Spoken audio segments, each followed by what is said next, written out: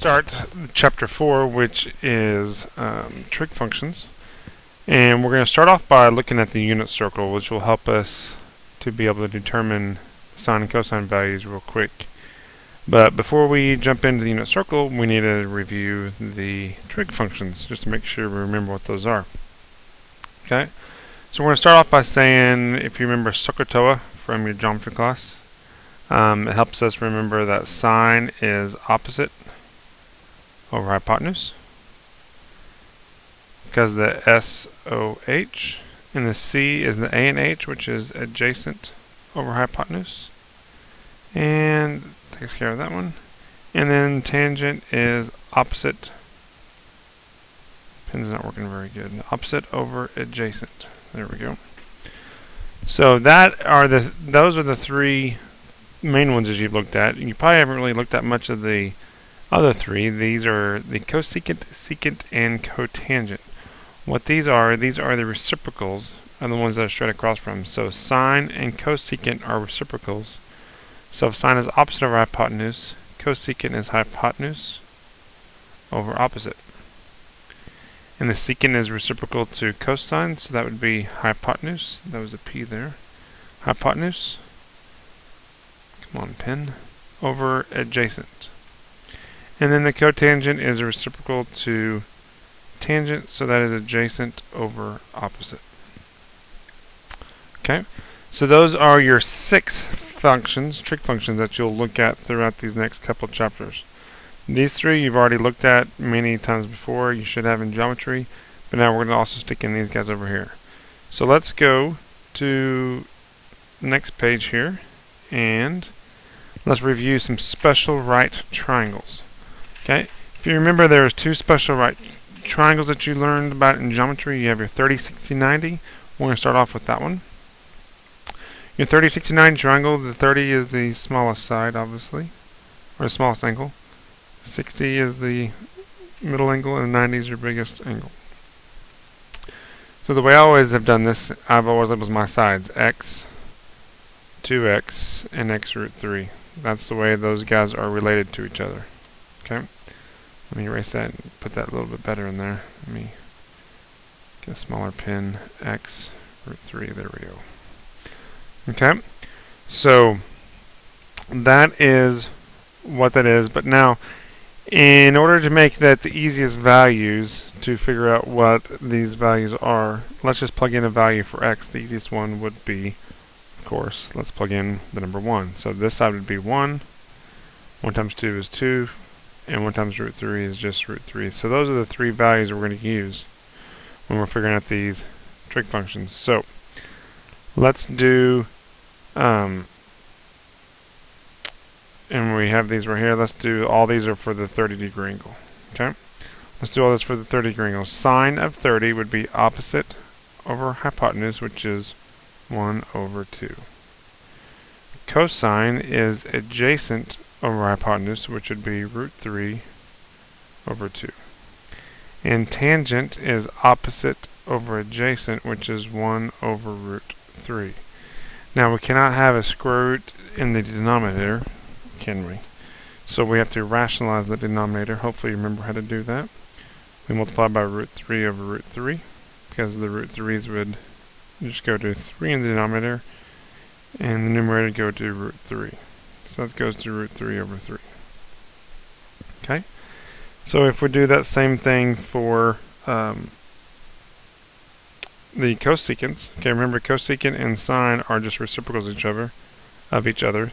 So this is going to be 1 over 2 goes to 2 over 1, or just 2. Secant would be the reciprocal to cosine, which would be 2 over root 3. And then we can't have the root 3 down there, so we have to do the rationalizing the denominator. So we have 2 root 3 over 3. And then cotangent, I would go back to the one before you rationalize, because it's the easiest place, and then it would just be root 3. Okay, so that kind of gives you a review over the 30, 60, 90. We just did the 30-degree angle, we did not do the 60-degree angle, but you could go through and do that same process for 60, and we're going to get to more of that here in a little bit. And your other one that you had was your 45, 45, 90. Okay, it's an isosceles triangle. because it's 45 and 45, 90. If you remember how to label those, there's x, x, and x root 2. So again, the easiest numbers to plug in would be a 1. So we're going to use 1. 1 and 1 times square root of 2 is just square root of 2. So that's the values we're going to use. So now let's do it for 45 degrees. 45 degrees, it doesn't matter which angle it is because they're the same. So if I just do this angle over here, opposite is 1, hypotenuse is root 2, so 1 over root 2. Can't have the square root down there, so we do root 2 over root 2, which goes to root 2 over 2. Cosine is adjacent over hypotenuse, which is the exact same thing as you can tell there. So it goes to root 2 over 2 again. And tangent is just opposite over adjacent, 1 over 1, which is just 1. Okay. Do the reciprocals. Again, if you do the reciprocal of what you did before you rationalize, that's the easiest way to do it. 1 over root 2 goes to just root 2. And secant is the same thing. Those two values are the exact same. Cotangent, if you flip 1 over 1, it goes to 1 over 1 still, which is still 1. Now we're going to jump into the unit circle. And it's called a unit circle because the radius all the way around is 1 unit. So all the way from here to here is 1. So let me go ahead and label this point right here. This point right here would be the point 1, 0. Because it's 1 unit over.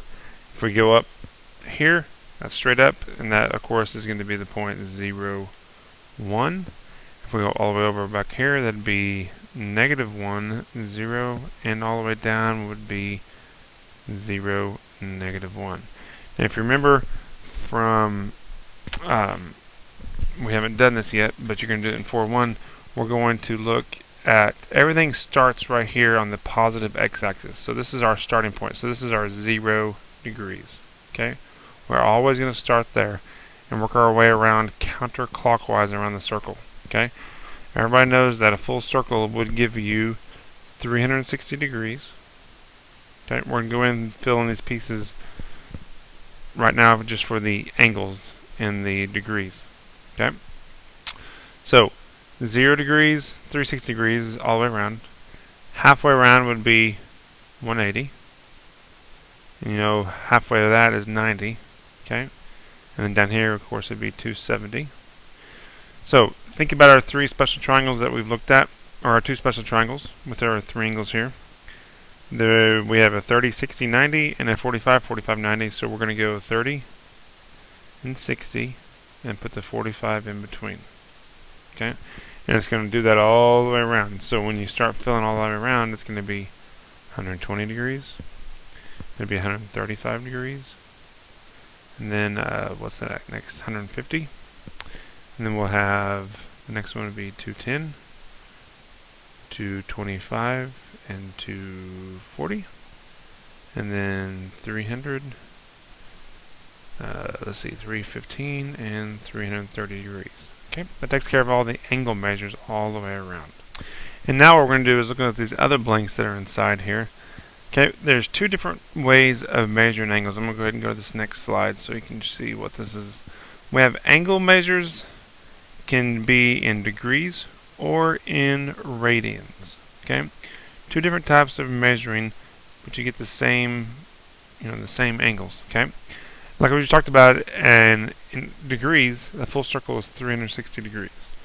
In radians, a full circle is 2 pi. So I'm going to go back over here. I'm going to kind of go back and forth here real quick. I'm sorry, too far. So we're going to go 0 here. And we know a full circle we just said was all the way around is 2 pi. Okay, so that's a 2 pi.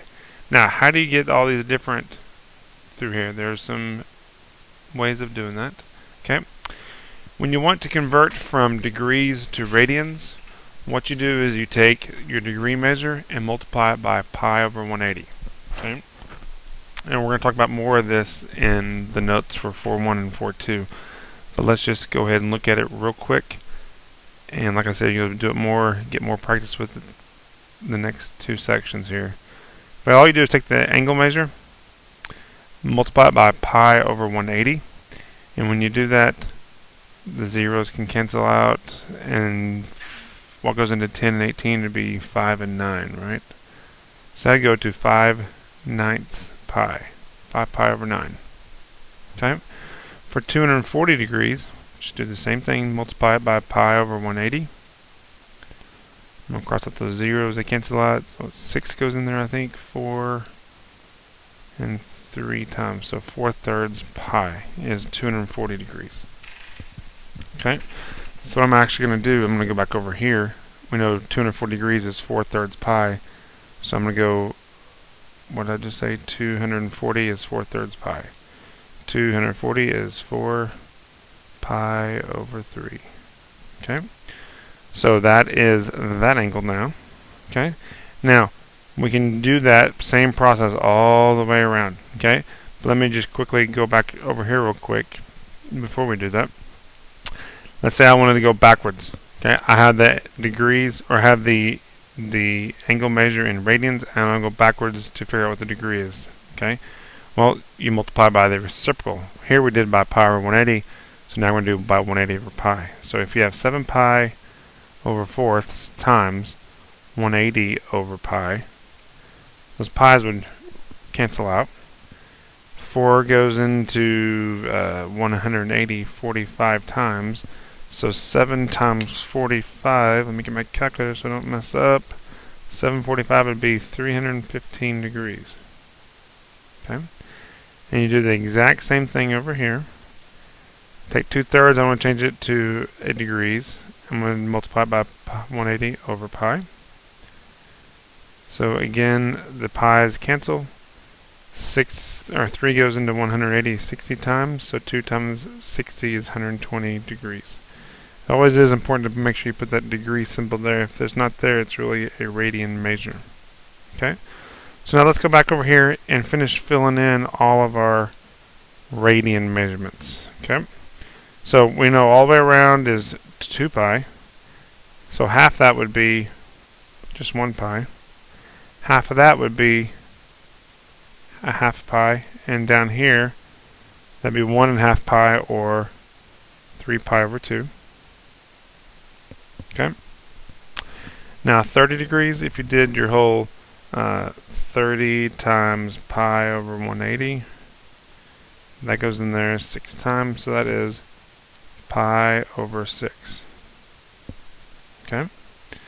And if you keep doing this same thing over and over and over again, we can get this thing filled in all the way around. That'd be pi over 4. This would be pi over 3. And we can keep filling this thing around all the way around. And I'll show you later on what all these values are going to be. Okay? It'll be nice typed out so you can actually read it a lot better than what this writing is right here. Okay, so now that we have gone through and filled those in, let's look at, we've got all the degrees, and we have all the radians now, and we have the nice 4 easy points, but now we're going to figure out what these other points represent. Okay? You see I have the radian measures filled in, and I'll have those filled in like that all the way throughout, so you can check to make sure you've done that right. What this is we got to figure out where on the circle we're at. Okay? And what happens here, if I can make my right triangle here, make my nice good straight line there. If I make this right triangle here, you know in a unit circle, the radius of that circle is always 1. Okay? So what we're doing is, this angle right here is 30 degrees, and this is your 60 degrees. And so what we're trying to do is we're trying to figure out how far over it is and how far up it is. Okay? And what happens is, when you do this, you get this point right here, but this point is always going to tell you that it's going to be the cosine value and then the sine value. Okay? These values are always going to be the cosines, the x's are always going to be cosine, and the y's will always be your sine values. So when I figure this out, if I think about this is really saying what is the cosine of 30 degrees and what is the sine of 30 degrees. Okay? And if I rewound the video here, we just talked about 30 degrees earlier for cosine and sine. and all those functions as a review. The cosine of 30 degrees gives me root 3 over 2, and the sine of 30 degrees is always 1/2. Okay, and you can do that by doing your your basic trig functions like we did at the beginning with the 30, 60, 90, 45, 45, 90. Okay, let me just show you that real quick again. So if I have, this is my 30-degree angle. This is 1, 2, root 3. 30 degrees would be, cosine would be adjacent over hypotenuse, root 3 over 2. And the sine value is 1 over 2, which is 1/2. Okay. So I'm going to jump over here to the 60 because they kind of go hand in hand with the same triangle. If I think about this 60-degree angle, okay, the cosine there is 1 over 2. And the sine value is, the opposite of 60 is root 3, and the hypotenuse is 2. So that's root 3 over 2. Okay. What do you notice about the sine, or the sine value and the cosine value of the 30 and 60 degrees? Okay.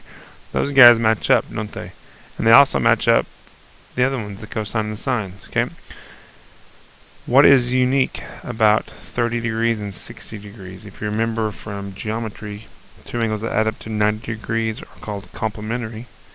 Anytime you have complementary angles, the sine value and the cosine values are identical. So that's why these guys are the same, and that's why those guys are the same.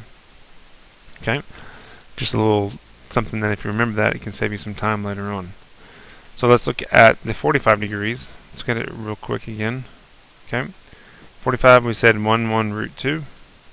So the cosine value of one of these angles would be 1 over root 2, but remember we can't have that, so that's when we have to do the root 2, because we have to rationalize the denominator. So this is root 2 over 2, okay? And remember the cosine and the sine are going to be the same because they're both 1 and 1 for the opposite and adjacent, so that is root 2 over 2 as well. Okay? So if I want to know how high, the reason we do this is like how high is this value here, this x value here would be root 2 over 2.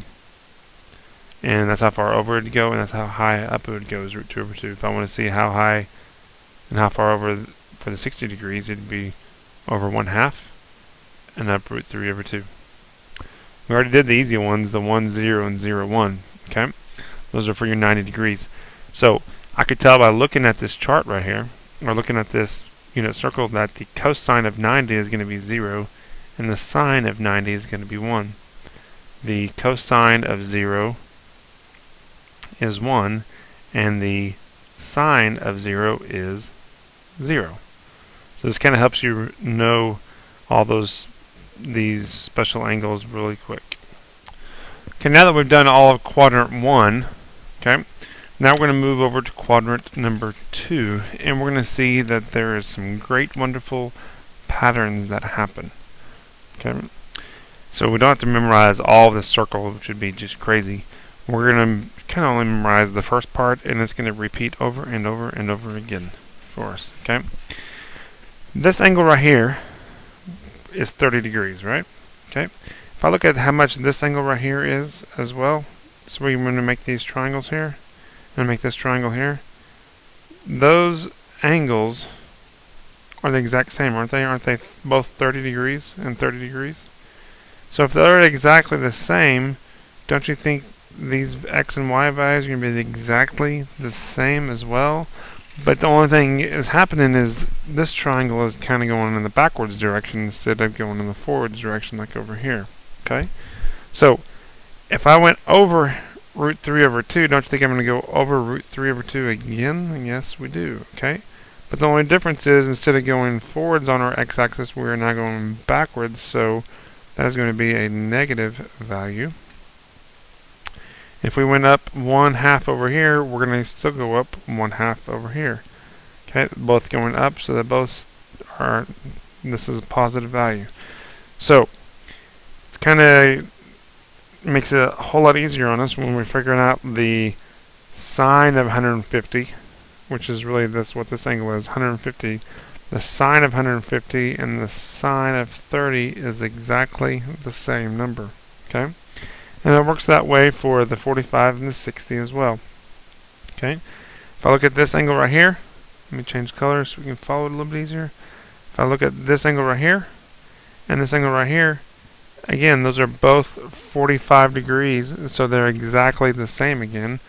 So this value here for the cosine is going to be the same thing, but we're just going to change the sign. So negative root 2 over 2, and it's going to go up a positive root 2 over 2.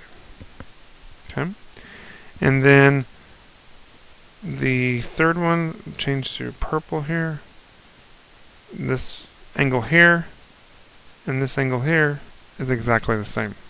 So we went over 1/2, so we're going to go back 1/2. So negative 1/2, and we're up root 3 over 2. So we're going to go up root 3 over 2 over here as well. Okay? So by knowing these three angles right here in quadrant number 1, we're able to figure out what it is in quadrant number 2. And what do you think is going to happen in quadrant number 3 and 4? Well, it's going to follow that same pattern, so let's go look at that now. So let's go to the next page, and let's look at all the quadrants. And right now I have quadrant number 1 and 2 filled in. Okay? And remember how we said we're going to follow that same pattern over and over and over again. So when I do that, let's just go through and do all the 30-degree angles. Okay? Let me match these guys up. These guys all match up, don't they? Okay? So if I went back, I'm still going to go back right here.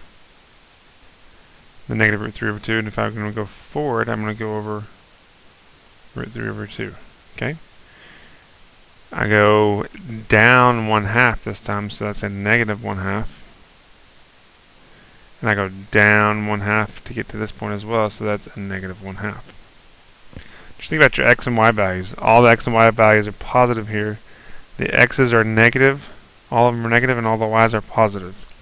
If we can go back and down, both the x and y's are negative. Okay? So if I think about the root 2 over 2 is negative, and also the root 2 over 2 is negative. If I go over, the x is positive, and the y is negative. So it's positive root 2 over 2, and a negative root 2 over 2. And then that was for those angles right here. Sorry, I kind of jumped ahead there. That's for those angles. Okay? And then your 60-degree angles, that would be these guys here. They're all going to match up. So negative 1/2 is still going to be the same there. Now we're going to go down root 3 over 2 instead of going up. And we're going to go over a positive 1/2. And we're going to go down the negative root 3 over 2. Somehow this number got left off here. That would be, what was that? That was 0, negative 1. Okay? And you're able to check your unit circle, hopefully, all the degrees and radians. And we're going to finish it all off here on the next screen. But you can see these patterns, go all the way through. These guys are all the same, with the exception of changing, the positive negative signs. The 45s all match up. Those guys are all the same. And then the 60 angles are all the same. So it's really important to pay attention to how those patterns work, because you don't have to memorize this whole thing. People see this and they freak out. Oh my gosh, we have to memorize all this. Well, you don't. All you do is just kind of memorize this. And really, if you know your 30, 60, 90 and your 45, 45, 90, that's all you don't know. Okay, so now I have gone through and filled in all of the missing pieces on the unit circle, so you can see how everything falls into place, so you can check. Now, I know it's kind of maybe hard to see, but these guys are negative. These are negatives here. And both the x and y's are negatives down here, so just make sure you know all those are negatives. And then just the y values are negative down here, so just want to make sure you can see that. Now the only thing that we have not filled in is the positive negative thing for each quadrant. Okay, there is a little thing that says all students take calculus, because obviously if you're in pre-cal, the next class you should take would be calculus. Okay, this helps us to remember, just like SOHCAHTOA helps us remember sine is that and tangent is that, cosine is that. This helps us to know which ones are positive and which quadrant. Okay, looking at the first letters A, S, T, and C. We start with quadrant number 1. That is our A. Quadrant number 2 is our S. Quadrant number 3 is our T, and quadrant number 4 is our C. So A stands for all of the functions. All of them are positive. So if I was listening at the positive ones, I would say sine, cosine, tangent, and then the reciprocals of those would be cosecant, secant, and cotangent. Okay. For the negative part, none of them are negative because everything is in this first quadrant and everything is positive. Okay. So looking over in quadrant number 2, S stands for which function? It would be the S stands for sine. So sine is positive, and the reciprocal to sine would still be positive, so that would be cosecant. Everything else is going to be negative, so that would be cosine, tangent, and then the reciprocal to those two would be secant and cotangent. Okay, so that is where the S comes into play. Okay, the T stands for tangent, so tangent is positive, so therefore cotangent is also positive, and all the other ones are negative. So sine and cosine are both negative, and so is cosecant and secant at that point. And then last but not least, the C for the all students take calculus. The C stands for cosine. So cosine and secant are positive, and the other ones, sine and tangent, are going to be negative in this quadrant. So that'd be cosecant and cotangent. Okay. So all students take calculus. Helps you remember which quadrant, which ones are positive and negative. Make sure you always start in quadrant 1 and go around. Okay. And to wrap up this notes, we have the chart, which is on the back of your unit circle page. This is kind of just one big summary chart. Okay. You can go through and fill all the radians. You know, we have 0 radians, and we have all the way to 2 pi. I'm not going to fill all these in to take up any extra time, but you can fill these in. Of course, this would be pi. And this would be half a pi and 3/2 pi. I'm just going to do so we can see where the different quadrants are. Okay. The sine of 0, remember from your unit circle, the sine of 0 would be 0, and the cosine of 0 is 1. Okay. So down here is just basically how this works is the opposite. I'm just going to rewrite opposite over hypotenuse. Cosine is adjacent over hypotenuse, and tangent is opposite over adjacent. Now, there's one other thing I want to notice about tangent. Okay. Tangent can also be written as sine divided by cosine. If I divide these two fractions, I'd end up with opposite over adjacent. Okay, that'll help us on this chart quite a bit. And then to finish off, just writing down kind of our definitions down here. Hypotenuse over adjacent, and this would be adjacent over opposite. Come on, pen, there we go. Or if we want to write in terms of sine and cosine, that would be cosine over sine. Okay, so here, tangent would be sine over cosine. 0 divided by 1 gives us 0. Now, we look at for cosecant is the reciprocal of sine. Sine is really like 0 over 1. If I do that reciprocal, it would be 1 over 0. Can we ever divide by 0? The answer is no. So that is actually undefined. It does not exist for the cosecant of 0. Okay. So if you have 0, the reciprocal is undefined. The reciprocal of 1 for secant would be 1, and the reciprocal of 0 again would be undefined for cotangent. Okay. For 30 degrees, we know that is pi over 6. Okay. The sine of 30 degrees, if you're looking at your unit circle, is 1/2, and the cosine is root 3 over 2. Let me change my pen width, might help. Let me write this a little bit neater here. Try that again. We said this is 1/2. There we go. And root 3 over 2. Okay. So now when we do tangent, let me erase a little bit down here so we have some more room. When we do tangent, we said it is sine over cosine, so 1/2 divided by root 3 over 2, which is really the same thing as 1/2. When you divide by a fraction, you change it to multiply and you do the reciprocal.